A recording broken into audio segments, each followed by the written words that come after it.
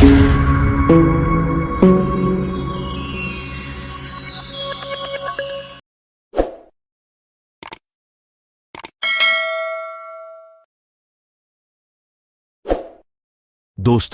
भाग 1 के एपिसोड 2 में हमने जाना कि विवाह पुत्र के संरक्षण के लिए पिता की योजना स्त्रियां राजकुमार को अपने वश में न ला सकी। प्रधानमंत्री का कुमार को समझाना, राजकुमार का प्रधानमंत्री को उत्तर, शाक्य संघ में दीक्षा, संघ के संघर्ष, बुद्ध और उनका धम्म को पूरा जानने के लिए जुड़े रहे हमारे यूट्यूब चैनल बहुजन मोटिवेशन के साथ और हमारे चैनल को लाइक, शेयर और सब्सक्राइब कर लेना। जय भीम, जय संविधान, नमोह बुद्धा। देश छोड़ जाने को सुझाव। दूसरे दिन सेनापति ने शाक्य संघ की दूसरी सभा बुलाई। इसका उद्देश्य था कि उसके अनिवार्य सैनिक भर्ती के प्रस्ताव पर विचार हो। जब संघ एकत्र हुआ, उसने प्रस्ताव किया कि उसे आज्ञा दी जाए कि वह 20 वर्ष और 50 वर्ष के बीच के प्रत्येक शाक्य के लिए कोलियों के विरुद्ध लड़ने के निमित्त सेना में भर्ती होना अनिवार्य होने की घोषणा कर दे। सभा में दोनों पक्ष उपस्थित थे, वे भी जिन्होंने संघ की पहली सभा में युद्ध घोषणा के पक्ष में मत दिया था और वे भी जिन्होंने इसके विरुद्ध मत दिया था। जिन्होंने इसके पक्ष में मत दिया था, उनके लिए सेनापति का प्रस्ताव स्वीकार करने में कोई कठिनाई नहीं थी। यह उनके पूर्व निश्राय का स्वाभाविक परिणाम था। लेकिन जिस अल्पमत ने उक्त निर्णय के विरुद्ध मत दिया था, उसके सामने एक कठिनाई थी। उसकी समस्या थी बहुमत के आगे सर झुकाना अथवा नहीं झुकाना। अल्पमत का निश्चय था कि बहुमत के आगे सिर न झुकाया जाए। इसीलिए उन्होंने उस सभा में उपस्थित रहने का भी निर्णय किया था। दुर्भाग्य से किसी में यह साहस नहीं था कि यही बात खुलकर कह सके। कदाचित वे बहुमत का विरोध करने के परिणामों से परिचित थे। जब सिद्धार्थ ने देखा कि उसके समर्थक मौन है, तो वह उठ खड़ा हुआ और उसने संघ को संबोधित करके कहा, मित्रों, आप जो चाहें कर सकते हैं, आपके साथ बहुमत है। लेकिन मुझे खेद के साथ यह कहना पड़ता है कि मैं अनिवार्य सैनिक भर्ती का विरोध करूंगा। मैं आपकी सेना में सम्मिलित नहीं होऊंगा। मैं युद्ध में भाग नहीं लूंगा। सिद्धार्थ गौतम को उत्तर देते हुए सेनापति ने कहा, उस शपथ की याद करो जो तुमने संघ का सदस्य बनते समय ग्रहण की थी। यदि तुम अपने दिए गए वचनों में से किसी एक का भी पालन न करोगे तो तुम सार्वजनिक निंदा के भाजन बनोगे। सिद्धार्थ का उत्तर था, निस्संदेह मैंने अपने तन, मन, धन से शाक्यों के हितों की रक्षा करने का वचन दिया है, लेकिन मैं नहीं समझता कि यह युद्ध शाक्यों के हित में है। शाक्यों के हित के मुकाबले में सार्वजनिक निंदा का मेरे लिए कोई मूल्य नहीं। सिद्धार्थ ने संघ की इस बात की याद दिलाई और सावधान किया कि कोलियों से निरंतर इंजगड़ते रहने के कारण शाक्य संघ बहुत कुछ कौशल नरेश के हाथ का खिलौना बन गया है। इसकी कल्पना करना आसान है कि यह युद्ध शाक्य संघ को और भी अधिक दुर्बल बना देगा और इससे कौशल नरेश को एक और ऐसा अवसर मिल जाएगा कि वह शाक्य संघ के स्वातंत्र्य को और भी अधिक घटा दे। सेनापति को क्रोध आ गया। वह बोला, तुम्हारा यह भाषण कौशल तुम्हारे किसी काम न आएगा। तुम्हें संघ के बहुमत के सामने सिर झुकाना होगा। शायद तुम्हें इस बात का बहुत भरोसा है कि कौशल नरेश की अनुमति के बिना संघ अपनी आज्ञा की अवहेलना करने वाले को फांसी या देश से निकल जाने की सजा नहीं दे सकता, और यदि इनमें से कोई भी एक दंड तुम्हें दिया जाए तो कौशल नरेश इसकी अनुमति नहीं देगा। लेकिन याद रखी, संघ तुम्हें दूसरे अनेक तरीकों से दंडित कर सकता है। संघ तुम्हारे परिवार के सामाजिक बहिष्कार का निर्णय कर सकता है और संघ तुम्हारे परिवार के खेतों को जब्त कर सकता है। इसके लिए संघ की कौशल नरेश की अनुमति की आवश्यकता नहीं। सिद्धार्थ ने समझ लिया कि यदि उसने कोलियों के विरुद्ध युद्ध घोषणा करने के प्रस्ताव का अपना विरोध जारी रखा तो उसके क्या क्या दुष्परिणाम हो सकते हैं। इसलिए वह 3 बातों में से एक का चुनाव कर सकता था। 1. सेना में भर्ती होकर युद्ध में भाग ले सकता था। 2. फांसी पर लटकना या देश से निकाल दिया जाना स्वीकार कर सकता था। 3. अपने परिवार के लोगों का सामाजिक बहिष्कार और उनके खेतों की जब्ती के लिए राजी ही सकता था। पहली बात वह किसी भी हालत में स्वीकार नहीं कर सकता था। वह इस विषय में दृढ़ था। तीसरी बात पर तो वह विचार तक न कर सकता था। इस परिस्थिति में उसने सोचा कि उसके लिए दूसरी बात ही सर्वाधिक मान्य हो सकती है। तदनुसार सिद्धार्थ ने संघ को संबोधित किया, कृपया मेरे परिवार को दंडित न करें, सामाजिक बहिष्कार द्वारा उन्हें कष्ट न दें, उनके खेत जब्त करके उन्हें जीविका विहीन न करें। वे निर्दोष हैं, अपराधी मैं ही हूं। मुझे अकेले ही अपने अपराध का दंड भोगने दें। चाहे आप मुझे फांसी पर लटका दें और चाहे देश से निकाल दें, आप चाहे दंड दें, मैं खुशी से इसे स्वीकार कर लूंगा। और मैं इस बात का वचन देता हूं कि मैं इसकी शिकायत कौशल नरेश से न करूंगा। इससे ना प्रव्रज्या अभिनिष्क्रमण। सेनापति बोला, तुम्हारी बात मानना कठिन है, क्योंकि यदि तुम स्वेच्छा से भी मृत्यु अथवा देश निकाले का वर्ण करो तो भी कौशल नरेश को इसका पता लग ही जाएगा। वह निश्चय पूर्वक इसी परिणाम पर पहुंचेगा कि शाक्य संघ ने ही यह दंड दिया होगा और वह 3 शाक्य संघ के विरुद्ध कार्रवाई करेगा। यदि यह कठिनाई है तो मैं आसानी से एक उपाय सुझा सकता हूं। सिद्धार्थ गौतम का उत्तर था, मैं परिव्राजक बन सकता हूं और देश के बाहर चला जा सकता हूं। यह भी एक प्रकार का देश निकाला ही है। सेनापति ने सोचा कि यह एक अच्छा सुझाव है, किंतु उसे इसके कार्य रूप में परिणत होने में संदेह था। इसलिए सेनापति ने सिद्धार्थ से पूछा, बिना अपने माता पिता और पत्नी की अनुज्ञा के तुम परिव्राजक कैसे बन सकते हो? सिद्धार्थ ने उसे विश्वास दिलाया कि वह भरकस अनुमति प्राप्त करने का प्रयत्न करेगा और कहा, मैं वचन देता हूं कि चाहे अनुमति मिले और चाहे न मिले, मैं तुरंत देश छोड़ दूंगा। संघ को लगा कि सिद्धार्थ का सुझाव ही इस विकट समस्या का सर्वश्रेष्ठ हल है। संघ ने इसे स्वीकार कर लिया। सभा के सम्मुख जो कार्यक्रम था उसे समाप्त कर संघ विसर्जित होने को ही था कि एक तरुण शाक्य ने अपने स्थान पर खड़े होकर कहा, कृपया मेरी बात सुने, मैं कुछ महत्व की सूचना देना चाहता हूं। उसे बोलने की अनुमति मिली तो उसने कहा, मुझे इसमें तनिक संदेह नहीं कि सिद्धार्थ गौतम अपने वचन का पालन करेगा और तुरंत देश के बाहर चला जाएगा। लेकिन एक बात है जिससे मैं थोड़ा चिंतित हूं। अब जबकि सिद्धार्थ आंखों से अदृश्य हो जाएगा तो क्या संघ का यही इरादा है कि कोलियों के विरुद्ध की घोषणा कर दी जाए? मैं चाहता हूं कि संघ पुण्य इस बात पर गंभीरतापूर्वक विचार करे। कुछ भी हो, कौशल नरेश को सिद्धार्थ गौतम के देश निकलने का तो पता ही लग जाएगा।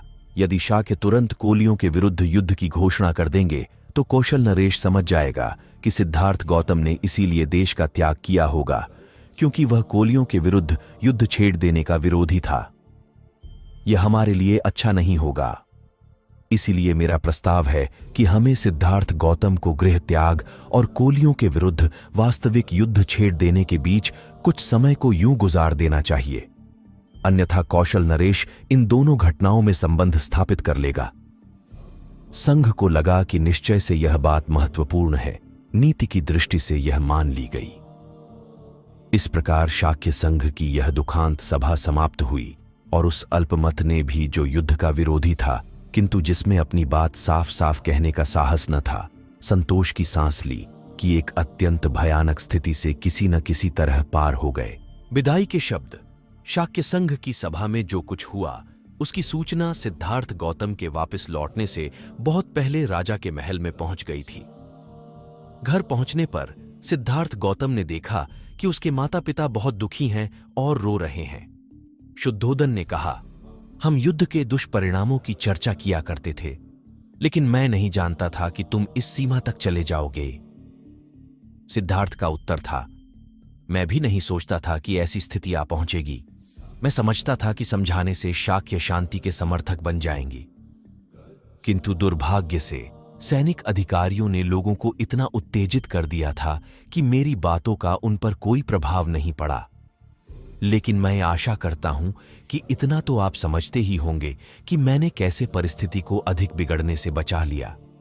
मैं सत्य और न्याय के पथ से विचलित नहीं हुआ और सत्य और न्याय का आग्रह करने का जो भी दंड था, मैंने उसे अपने ही सिर पर ले लिया।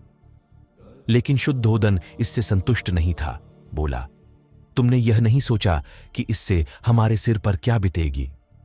लेकिन इसी कारण तो मैंने प्रव्रज्ञा लेना स्वीकार किया है। जरा सोची तो सही, यदि शकियों ने सारे खेत जब्त करने की आज्ञा दे दी होती तो इसका क्या दुष्परिणाम हुआ होता। लेकिन तुम्हारे बिना हम इन खेतों को रखकर क्या करेंगे? शुद्धोदन बोला। सारा परिवार ही शाक्य जनपद का परित्याग कर देश से बाहर क्यों न चल दे? रोती हुई प्रजापित गौतमी भी सहमत थी। बोली, तुम हम सबको इस प्रकार छोड़कर अकेले कैसे जा सकते हो? सिद्धार्थ ने सांत्वना दी। मां, क्या तुमने हमेशा क्षत्राणी होने का दावा नहीं किया? क्या यह ऐसा ही नहीं है? तुम्हें वीरता का त्याग नहीं करना चाहिए। इस प्रकार दुखी होना तुम्हारे लिए अशोभनीय है। यदि मैं युद्ध भूमि में गया होता और वहां जाकर मर गया होता तो तुम क्या करती? क्या तब भी तुम इसी प्रकार दुखी हुई होती? गौतमी बोली, नहीं, यह तो एक क्षत्रिय के योग्य होता, लेकिन अब तुम लोगों से दूर जंगल जानवरों के साथ रहने जा रहे हो। हम यहां शांत कैसे रह सकते हैं? मैं यही कहती हूं कि तुम हमें भी साथ ले चलो। सिद्धार्थ ने प्रश्न किया। मैं तुम सबको कैसे साथ ले चल सकता हूं? नंद केवल एक बच्चा है। मेरे पुत्र राहुल का अभी जन्म ही हुआ है। क्या तुम इन्हें छोड़कर मेरे साथ आ सकती हो? गौतमी को संतोष न हुआ। उसका कहना था, हम सब शाक्यों का देश छोड़कर कौशल नरेश की अधीनता में रहने के लिए कौशल जनपद में जा सकते हैं। सिद्धार्थ ने आपत्ति की, लेकिन मां, शाक्य क्या कहेंगे? क्या वे इसे देशद्रोह न समझेंगे? फिर मैंने वचन दिया है कि मैं वचन या कर्म से कोई ऐसी बात न करूंगा कि जिससे कौशल नरेश को मेरी प्रवृत्ति का यथा कारण ज्ञात हो सके। यह सही है कि मुझे अकेले जंगल में रहना होगा, लेकिन कोलियों के विरुद्ध लड़ाई में हिस्सा लेने और जंगल में रहने, इन दोनों में से अधिक श्रेयस्कर क्या है? इस बीच शुद्धोदन ने प्रश्न किया, लेकिन इतनी जल्दी किस लिए? शाक्य संघ ने अभी कुछ समय के लिए लड़ाई को स्थगित कर दिया है। हो सकता है कि युद्ध कभी छिड़े ही नहीं। तुम अपनी प्रव्रज्या भी क्यों स्थगित नहीं करते? हो सकता है कि शाक्य संघ तुम्हें यहां बने रहने की ही अनुमति दे दे। सिद्धार्थ की यह विचार सर्वथा नापसंद था, इसलिए उसने कहा, क्योंकि मैंने प्रव्रजित ही जाने का वचन दिया, इसीलिए शाक्य संघ ने अब भी कोलियों के विरुद्ध युद्ध छेड़ना स्थगित किया है। यह भी संभव है कि मेरे प्रव्रज्या ग्रहण कर लेने पर शाक्य संघ अपनी युद्ध की घोषणा को वापस ले ले, किंतु यह सब कुछ मेरे पहले प्रव्रज्या ले लेने पर ही निर्भर करता है। मैंने वचन दिया है और मुझे उसे अवश्य पूरा करना चाहिए। वचन भंग का बड़ा बुरा परिणाम हो सकता है, हमारे लिए भी और शांति पक्ष के लिए भी। मां, अब मेरे मार्ग में बाधक न बनो। मुझे आज्ञा दो और अपना आशीर्वाद। जो कुछ हो रहा है अच्छे के लिए ही हो रहा है। गौतमी और शुद्धोदन मूक थे। तब सिद्धार्थ यशोधरा के कमरे में पहुंचे। उसे देखकर सिद्धार्थ के मुंह से वचन नहीं निकला। वह नहीं जानता था कि क्या कहे और कैसे कहे। यशोधरा ने ही मौन भंग किया। बोली, कपिलवस्तु में शाक्य संघ की सभा में जो कुछ हुआ वह सब मैं सुन चुकी हूं। सिद्धार्थ ने पूछा, यशोधरा, मुझे बता कि तुझे मेरा प्रव्रजित होने का निश्चय कैसा लगा है? सिद्धार्थ समझता था कि शायद यशोधरा बेहोश हो जाएगी, किंतु ऐसा कुछ नहीं हुआ। अपनी भावनाओं को अच्छी तरह अपने वश में रखकर उसने उत्तर दिया, यदि मैं ही तुम्हारी स्थिति में होती तो और दूसरा मैं कर ही क्या सकती थी। निश्चय से मैं कोलियों के विरुद्ध छेड़ जाने वाले युद्ध में हिस्सा नहीं ले सकती थी। तुम्हारा निर्णय ठीक है। तुम्हें मेरी अनुमति और समर्थन प्राप्त है।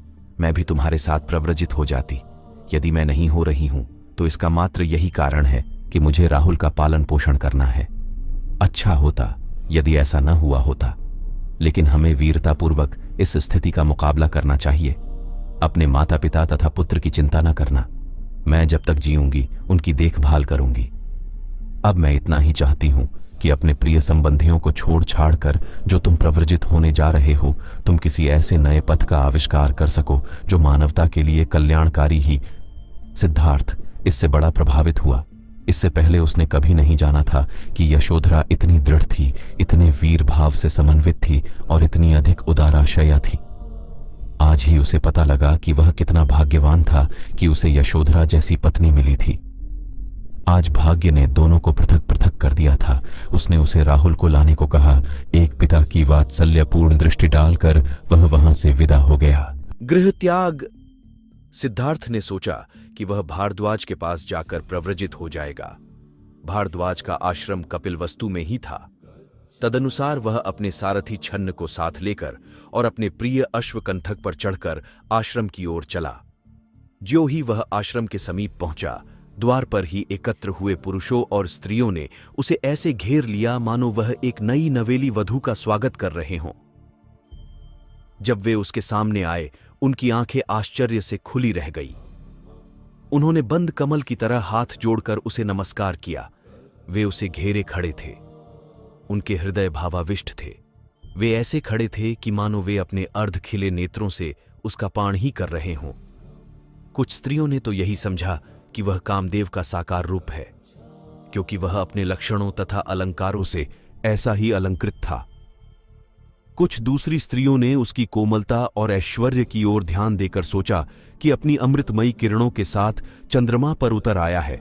कुछ दूसरी स्त्रियां उसके सौंदर्य से इतनी पराभूत थीं कि वह मुंह बाएं खड़ी थीं, मानो वे उसे निगल ही जाएगी। वे लंबे आश्वास ले रही थीं।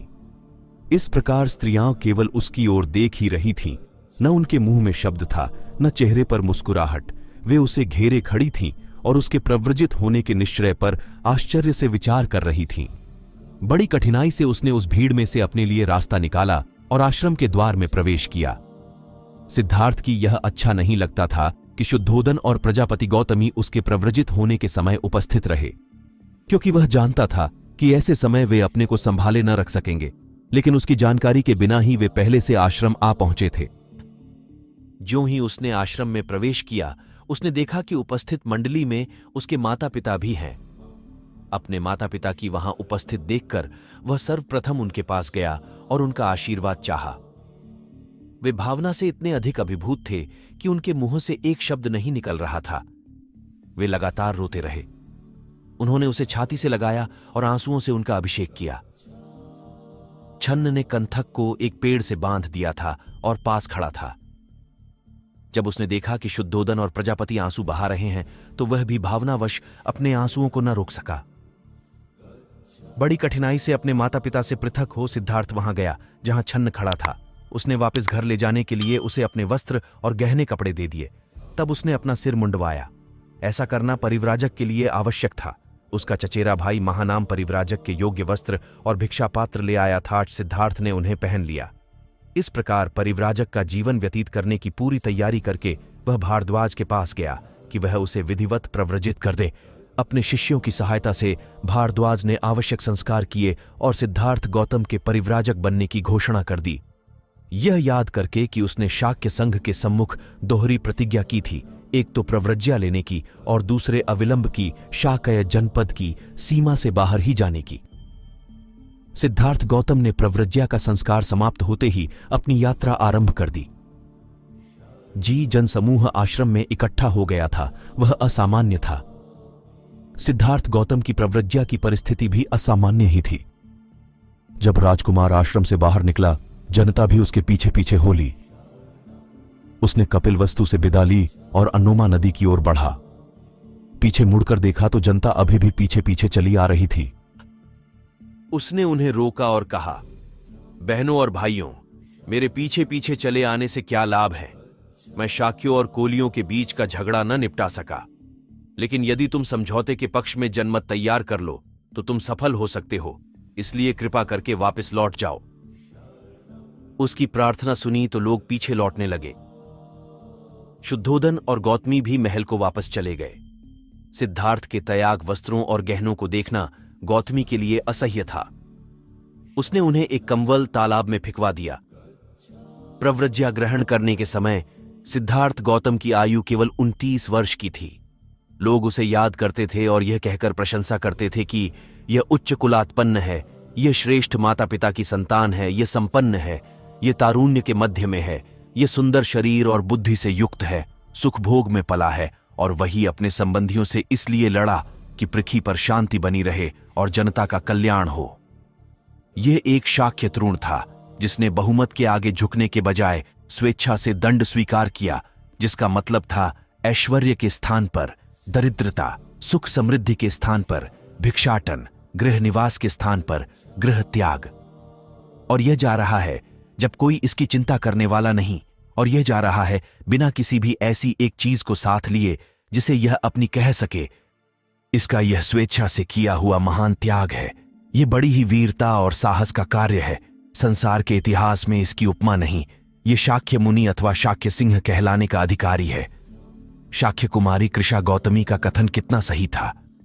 सिद्धार्थ गौतम के ही संबंध में उसने कहा था, धन्य है वे माता पिता जिन्होंने ऐसे पुत्र को जन्म दिया, और धन्य है वह नारी जिसका ऐसा पति है।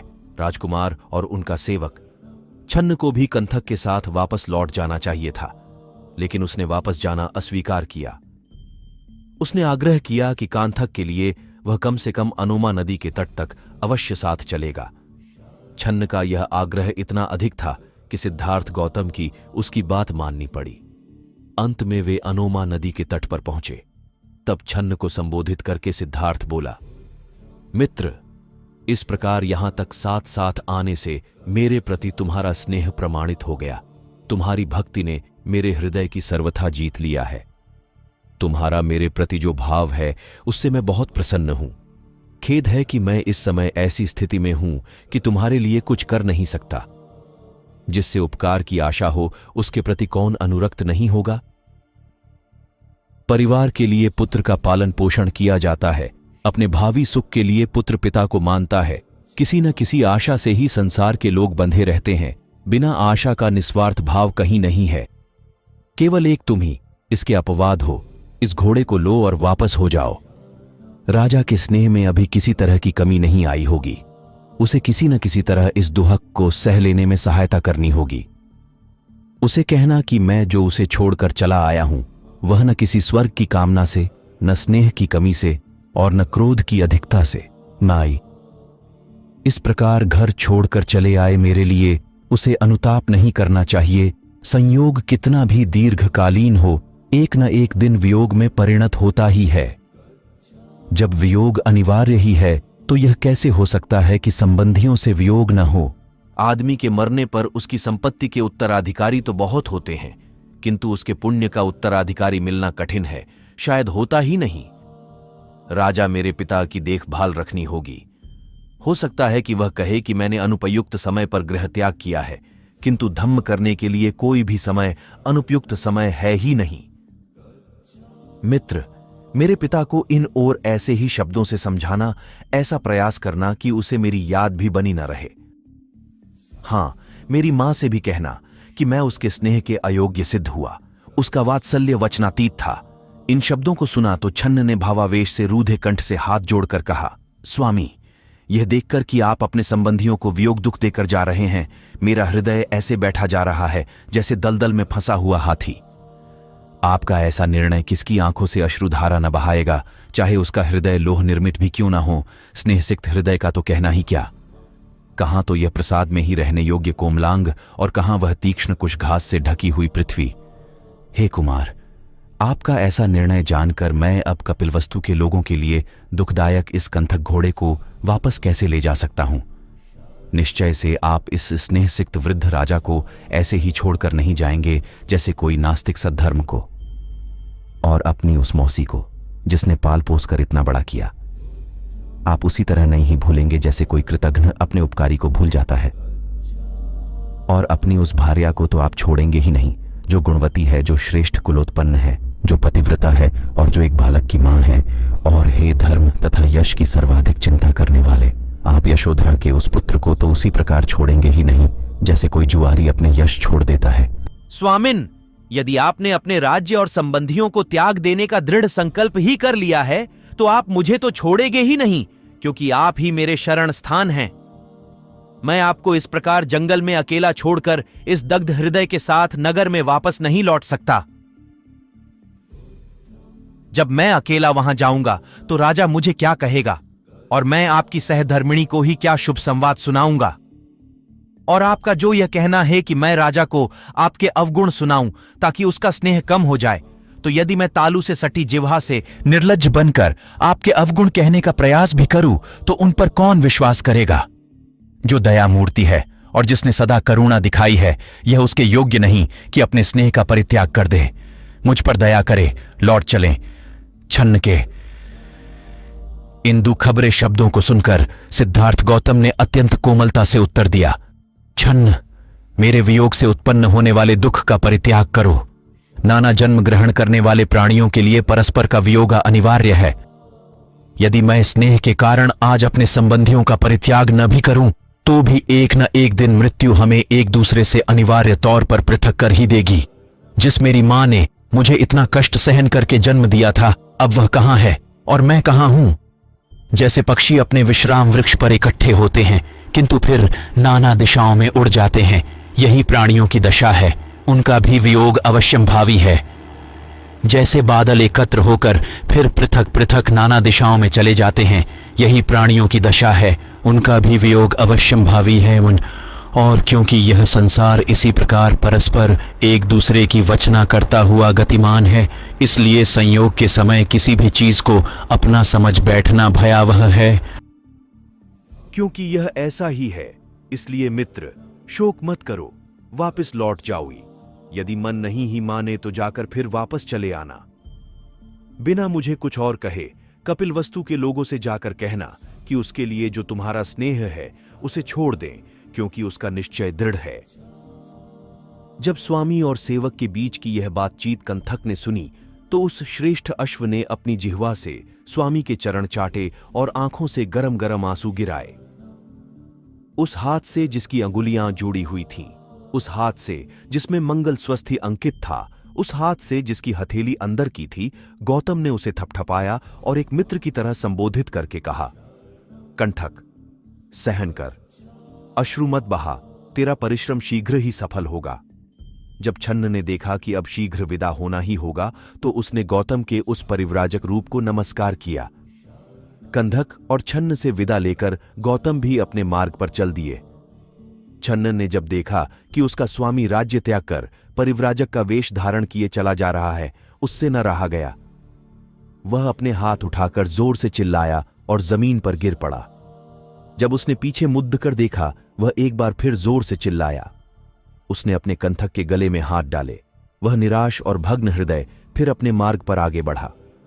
रास्ते में कभी वह चिंतित ही उठता, कभी पश्चाताप करता, कभी लड़खड़ाता, कभी गिर पड़ता। इस प्रकार स्नेह विदीर्ण हृदय से उसने रास्ते भर नाना तरह की बातें की। वह स्वयं नहीं जानता था कि वह क्या कर रहा है। छन्न की वापसी। स्वामी के वनगमन के बाद वापस लौटते समय छन्न ने अपने दुखी मन का भार हल्का करने का भरसक प्रयास किया। उसका दिल इतना भारी था कि जिस दूरी को वह पहले एक दिन में पूरा कर लेता था, जब अपने स्वामी के वियोग की चिंता करते करते उसी दूरी को पूरा करने में उसे 8 दिन लगे। कंथक, यद्यपि वह अभी भी धैर्यपूर्वक चला जा रहा था, किंतु वह अत्यंत क्रांत और श्रांत हो गया था। निस्संदेह वह अभी भी अलंकारों से अलंकृत था, तो भी स्वामी विहीन होने के कारण सर्वथा तेज विहीन हो गया था। और जिस दिशा में उसका स्वामी गया था, उधर घूम घूम कर बड़े ही शोक संतप्त स्वर में वह बार बार हिनहिनाया। यद्यपि वह क्षुधा से परेशान था, तो भी उसने पहले की तरह न रास्ते भर घास चरी और न पानी पिया। अंत में दोनों उस कपिलवस्तु पहुंचे, जो सिद्धार्थ के चले जाने के कारण एकदम सूना हो गया था। वे दोनों भी प्राण विहीन शरीर की तरह ही वहां पहुंचे। पद्म पुष्ठित जलाशय थे, फूलों से लदे हुए वृक्ष थे, किंतु नागरिकों के हृदय प्रसन्नता से शून्य थे। तेज विहीन आंखों में अश्रु लिए हुए जब उन दोनों ने कपिलवस्तु में प्रवेश किया, तो उन्हें सारा नगर अंधकारावृत प्रतीत हुआ। जब लोगों ने सुना कि शाक्य जाति के उस अभिमान को बिना साथ लाए ही वे दोनों अकेले लौटे हैं, तो लोगों की आंखें आंसू बरसाने लगीं। आवेश से उन्मत्त हुए लोग छन्न का पीछा कर रहे थे और आंसू बहाते हुए चिल्ला रहे थे, जाति और राज्य का गौरव राजकुमार कहां है? जहां वह नहीं है, वह नगर हमारे लिए जंगल है, और जिस जंगल में वह है, वह जंगल ही हमारे लिए नगर है। सिद्धार्थ विहीन नगर का हमारे लिए कोई आकर्षण नहीं।